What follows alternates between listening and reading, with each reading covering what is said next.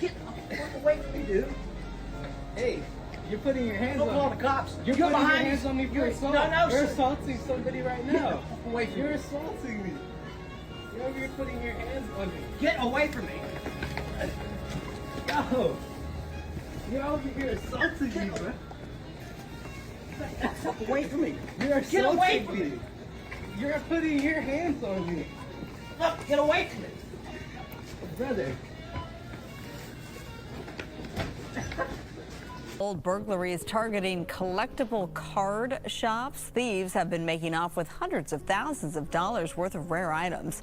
Fox 11's Armed with saws and crowbars, burglars smash display cases and take collectible cards from Simi Valley Sports Cards early Sunday morning. About between $300,000 and $500,000 worth of their collection. This was the dramatic scene at a card collecting shop in New York City on Wednesday. 3 men drawing guns inside Poke Court, aiming them at customers before shattering a glass display case and a... Should we be having an armed guard in here? Should we have people working 24/7 in here? Those answers are yes. Unfortunately, we have to spend a lot of money on security 24/7. Always had that kind of like collecting mentality, and something about the cards, the artwork, the fact that there is a game attached to it.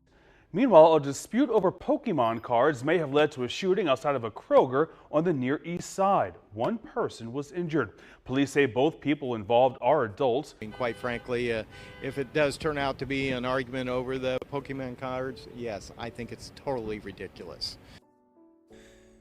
The Pokemon video games were first released in 1996.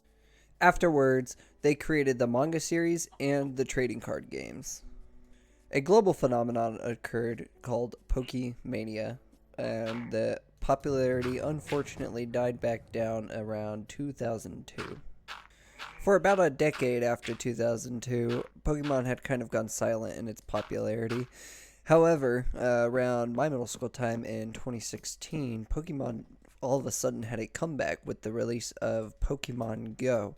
And all of a sudden it was really popular again. I mean, I even remember myself as a kid making really crappy videos about the game. Not that they're probably any better than this one, but around 2020, Logan Paul started some live streams opening vintage Pokemon card packs.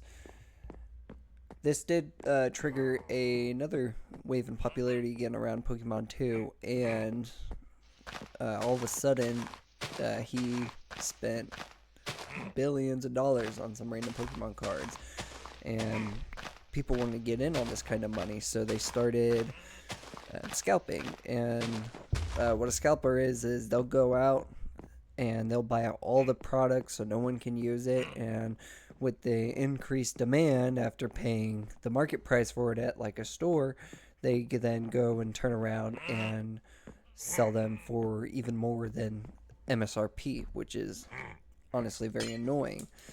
And this has led to a lot of conflict, especially here in recent times.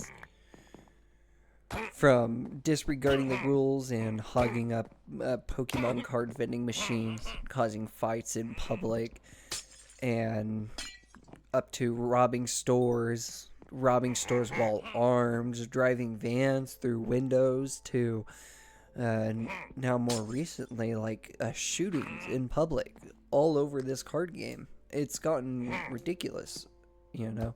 It's just a game made for kids, and people are willing to die and shed blood for. Because of these recent events, a new article from Dexerto has come out, and the headline actually kind of caught my interest. So, essentially, the Pokemon Company, supposedly people are saying that they're finally doing something about it. They decided that items over $1,000, as well as most products from the Japanese Pokemon Center, including plushies and trading card game products, will be banned. And an attempt to stop all this ridiculous behavior happening around the card game. However, I do not think this is nearly enough to stop this scenario at all, and scalping will still be continuous, as that is not the only market in which Pokemon trading cards can be sold. Unfortunately, I think there are a few ways that would be a lot better in mitigating this issue that Nintendo could actually do instead. However, they don't really have much of an incentive to do so because the product for Pokemon cards happens to sell very quickly because of its popularity and is a very good product to have in stores. Sadly, as I've already said, there's already many alternative markets than to just these Pokemon operated events, and unfortunately it's not really going to do anything.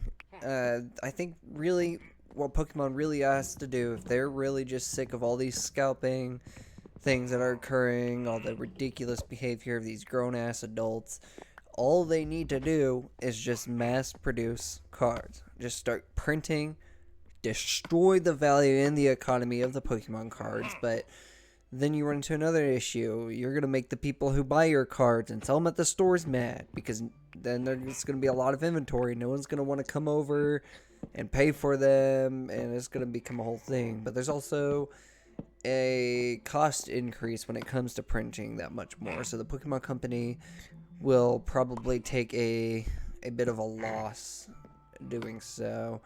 Don't quote me on that. I don't know the actual earnings, but I do know for a fact it will cost them more money to do that, and a lot of people will be mad, not just the scalpers, sadly. So, but honestly, if they think the game should be a game, that is what the Pokemon Company has to do. There's really no better option, in my opinion. Sadly, though, obviously, like I said, not going to happen. And frankly, I don't really think there's much about Pokemon to even want to replay it. Really, all the thing it has going for it is for collecting. The game is just garbage.